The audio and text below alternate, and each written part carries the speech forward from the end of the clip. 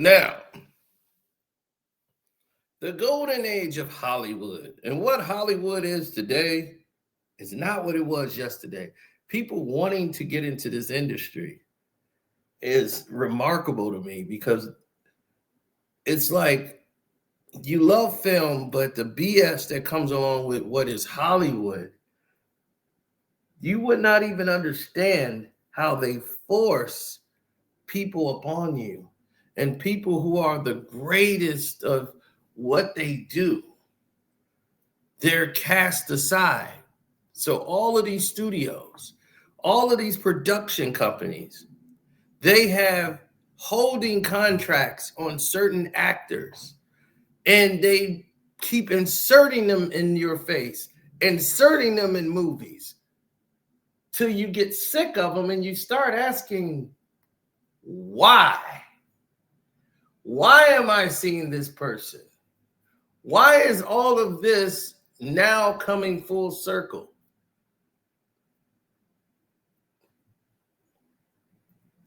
It's not measuring up. And because it's not measuring up, a lot of it doesn't make sense to you.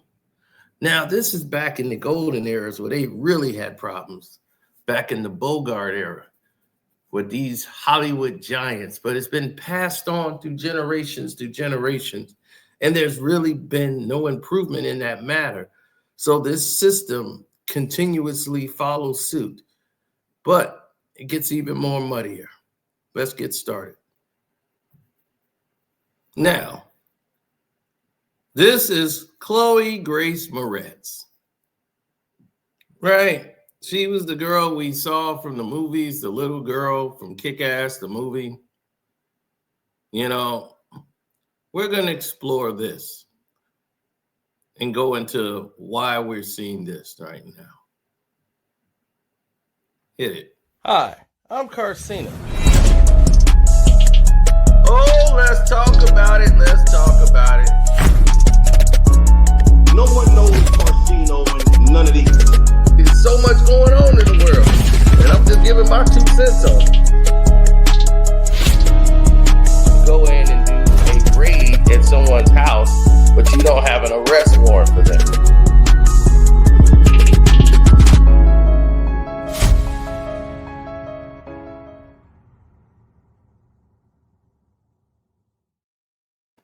Now, this person, Chloe Grace Moretz, has been going through a whole thing since childhood of being a child actor in Hollywood. She's seen a lot. She's seen perversion. She's seen a lot of things that did not agree with her standards as an actor. But her challenging the studios, going up against the big heavyweights in the business didn't matter, because in her mind, she could do that because she was a child. Her brother was there. They protecting her. And Hollywood kept putting her right in front of your face. Sometimes she was great in the movie. Other times she was out of place, miscast, shouldn't have been used in the first place. And you're wondering, what is going on here? So with all of this in its reality, or how it's being formed, a lot of different people didn't understand the actual gravity of what was happening. The gravity of what was happening was more than they could withstand. The American public just did not want to see this girl in every single movie being a lead in something they didn't care to watch or see.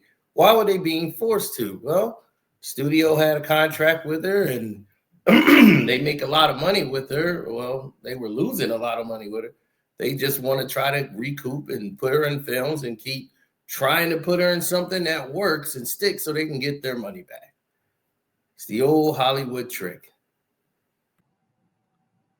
Miles Teller. Now, after Chloe Grace Moretz came out as lesbian to revamp her career, Miles Teller has done the exact opposite. He just wants to party, baby. He came in as a firecracker. They put him on a list of those they wanted to see succeed. Studios loved him. They signed him immediately. This guy didn't disappoint until he decided to cuss out managers, producers, and just be wild in Hollywood. There was no script this guy wouldn't turn down. He was the choice to be the leading man in Hollywood. And they still will push him. When the role doesn't seem like it fits, they said, we need an actor. The studio would throw in Miles Teller. He's a good actor. It's not about his ability. It's just that the people just not gravitating to him. No matter how much they keep throwing him in there. Top Gun Maverick, he was supposed to be the guy that shined and was the next upcoming star. And he got passed by Glenn Powell, who played Hangman in the movie. Glenn Powell did about 50 movies now. Everything you turn around is Glenn Powell now. All because Miles Teller was shoehorned in there and Powell became the star of the movie. So he got outshined being Goose's son in the film, and it goes well. Next, you got Shailene Woodley. You know her from the Divergent series, and just like Miles Teller, they were paired together in the movie, almost like a package deal. They shoehorn in her to a lot of different things to get her career going.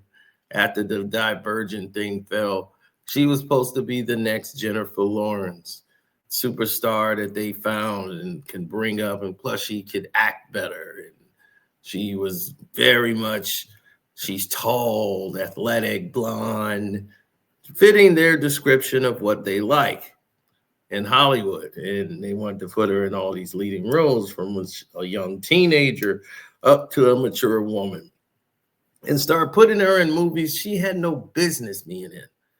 She just didn't fit.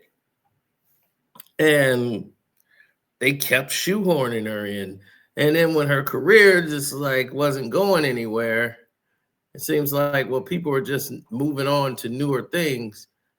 They tried to keep her relevant by putting her into a love affair with quarterback Aaron Rodgers. And we all know how that's going to turn out. So it was just really, oh no, they got a wedding, they're planning it. It's really, come on. So it's another actor that they signed, the studio is signed into. They've invested a lot of money behind it, and they want to see it go to its fruition. And they keep shoving these people in your face, and you care nothing about them. Next is Emile Hirsch. This kid had everything. He is the one. He was the most talented out of a lot of them. He had the look. He had everything they liked. But he had to deal with it being, S.A.'d in the business. But he was greenlit for everything. He started off very young. You knew him as the girl next door.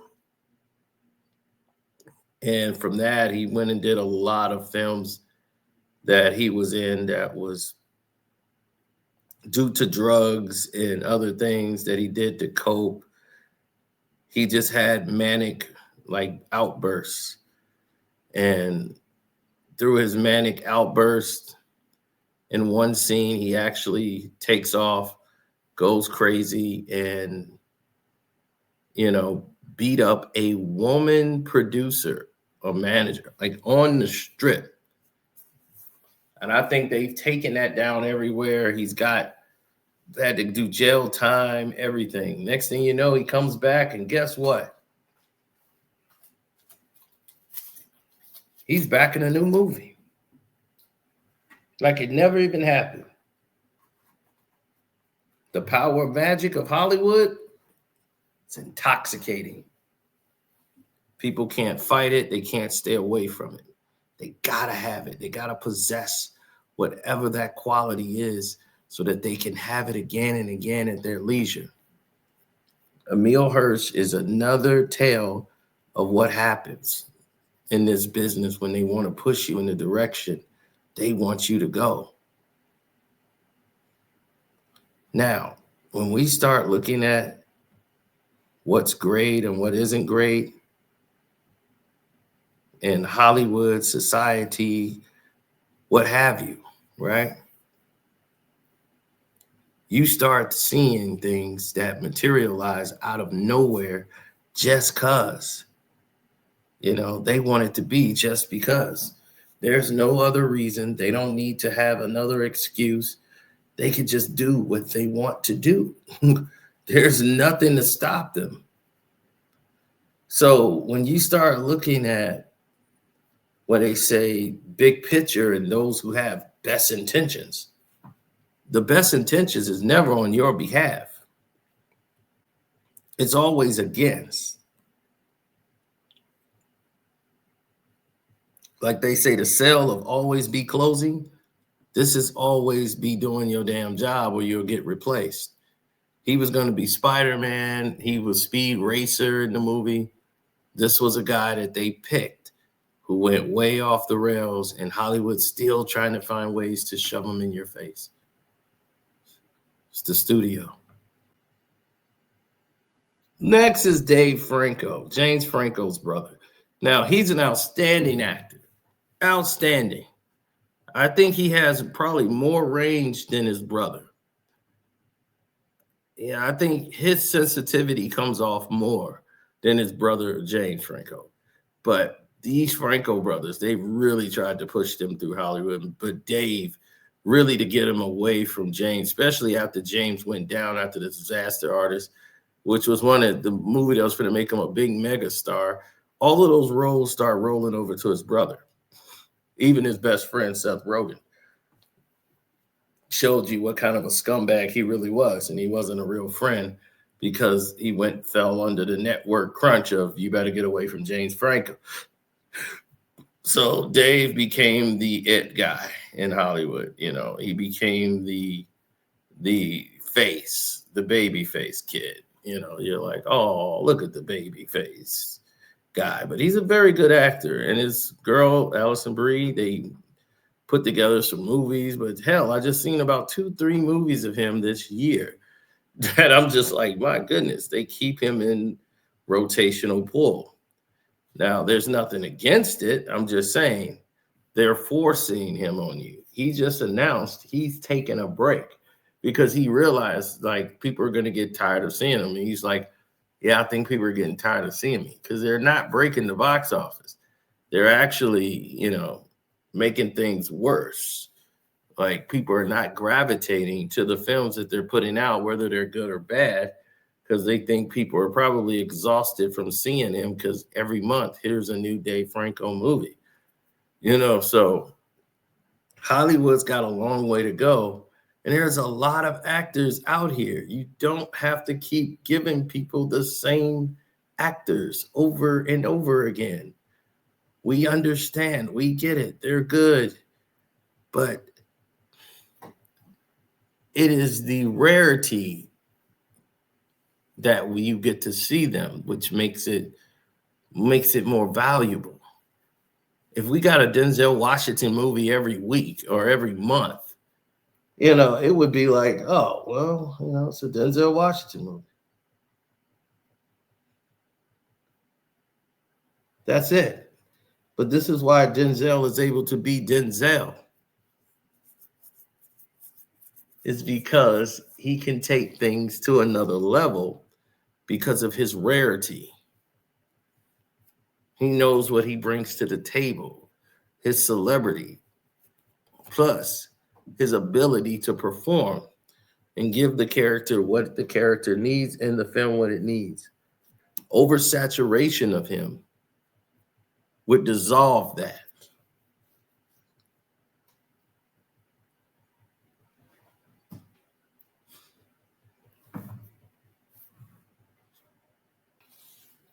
Next on this list is Zac Efron. Zac Efron from High School Musical. They wanted him to be the new shining face of Hollywood.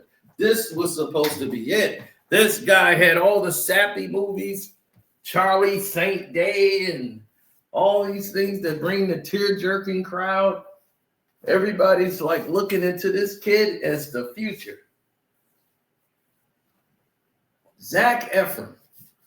They couldn't help but stick him in every film that you could ever think of. And they couldn't even perform well. None of them. He even got a new chin. Nobody gravitated to him. He was in, what was that, with the movie with The Rock? He was Baywatch. He got The Rock hard out. He's got all of it. And it wasn't enough. And they still keep putting you in there because the studio has backed him with millions and millions of dollars. So now they got to keep shoving him in your face and force you to like him. I don't think he's a bad guy. They put him in comedy. It kind of worked for a little bit. But it's just that it's not resonating with the people. And he's aging out almost of the position, but they still shove him in more stuff. Sell him to Netflix. You know what you need? Zac Efron. And this is how the business is ran. And you're like, man, I'm surprised they still in business this long doing this. Yeah, this is Hollywood.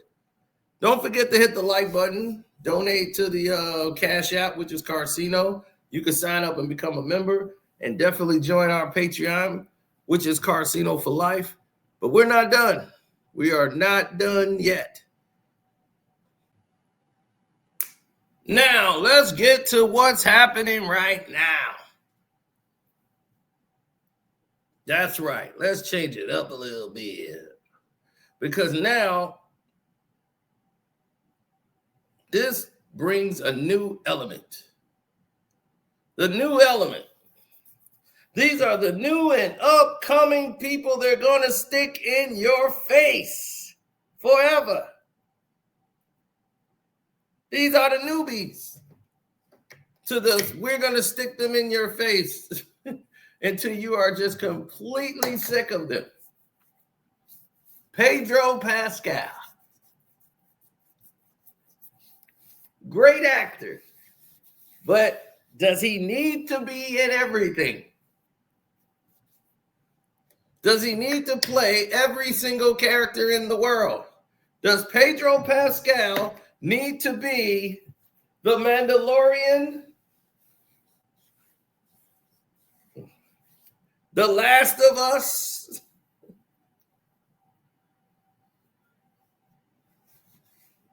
Reed Richards in Fantastic Four? He was in Eddington. He was in about 6 to 7 different films, back to back to back to back. It's like we understand Pedro Pascal. We like him as an actor. I thought he was great in every single role. But you're getting ready to over-exhaust people from overusage of him. You're getting ready. So these people are on the cusp right now as we speak. Now, next on this list is the person they're getting ready to do this to that some people are completely aggravated with. Now, one actor that you've seen countless times, actor Glenn Powell, he's the one that played Hangman and Top Gun Maverick and became a star because of it. He has appeared in so many movies within the last 2 years. It's like he's involved in everything moving. He is now in the new Running Man. He cannot be stopped in anything that he is doing. Now, we're sitting here trying to understand the foundation of who and what Glenn Powell actually is. But all the women viewed him as sexy, so they had to get him on the screen right away. And he's become the new Zac Efron. Everything they wanted Zac Efron to be, Glenn Powell is it. So now he's getting all the major roles in Hollywood. It didn't go to Miles Taylor, it goes to Glenn Powell. So this is how this has been like a dancing circus of the big budget films, but he has not had a blockbuster yet since Top Gun Maverick. It's like, yeah, everybody wants to see him, but now he's on your Chad Powers type of things that he got going on. And he's got the Netflix movies. And it's not that the movies are bad, the movies are good. I like that Anyone But You with the next person that's on the list. His co-star, the person who's been known to be the biggest, hottest woman in Hollywood, Sydney Sweeney. She's in every single movie. I've seen about 5 movies of Sydney Sweeney, and I'm probably the only one who probably has seen these movies. She is outstanding as an actress in these films. Her problem that she's faced with is that she's in a dynamic where her beauty is her curse. They can't appreciate the work that she does because she's in so much of it, and it's like different roles randomly, but it's still the same person. And she makes most of her money in her advertisements and everything else because the movies, hell, they're not even taking off. Like most of them are indie projects or small films. And even though she's good in those films, in her role that she's doing, like Americana, I saw her in Eden. She was great in both of those. She was great in all of these films. It's just that no one's going to really see it. And people are just, especially black folk, black women hate her. I don't even know why, but they mad over a jeans ad. I'm like, you mad over some pants you don't wear? They say they got to be great in our jeans or something. I'm like her jeans is great. She's ugly. I'm like, okay. But I'm going to tell you like this. Sydney Sweeney is the next one on this list people are getting exhausted from. After 2025, she needs to be a little bit more selective on what she's doing and choosing projects. I know she wanted to do a variation of different things to show her range. Quite sure you showed your range. You've done the arty thing. Now it's time to move on to the next thing. Anya Taylor-Joy, who blew up off of a chess movie. And because of it,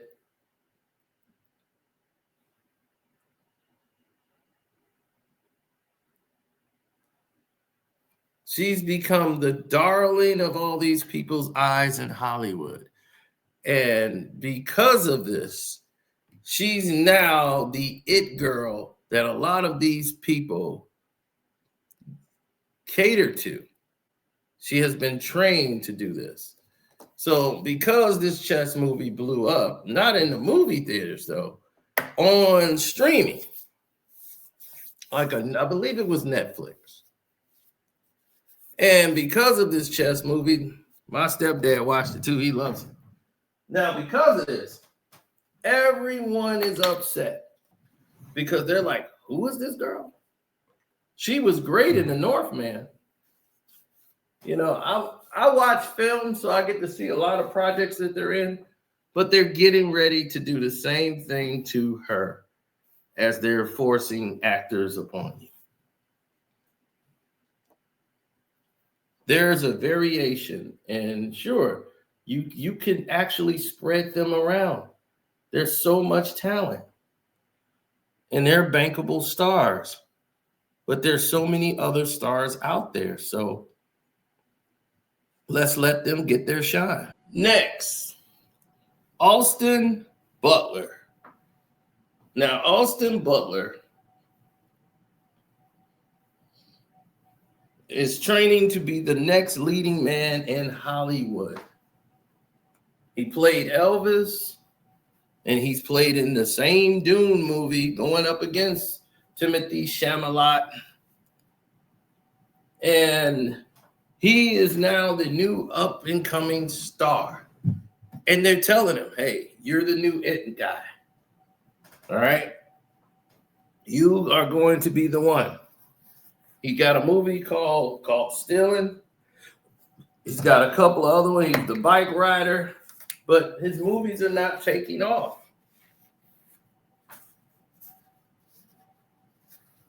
There's something that the girls watch when it come on cable, but he hasn't really resonated because he hasn't had that real role that stands out.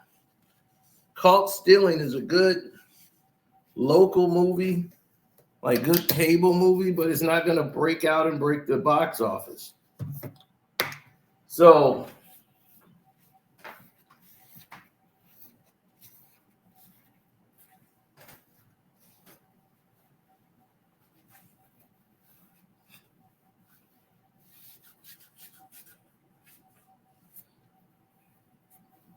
yeah, and that's why we can't keep movies in the theater long, where it needs to be seen.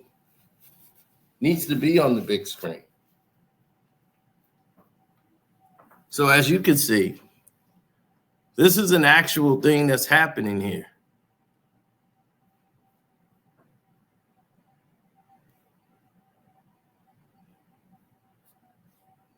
I love Hollywood, like the movies, but the actual BS that goes behind it, geez, I wouldn't wish that on my greatest enemy. So anyway, like I said, like the video, share the video, subscribe, join the membership, which is Carcino, my Patreon, which is Carcino for Life. And you tell me what you think of this list. Who else should have been on this list? Did I miss anybody? Please let me know. I'm out.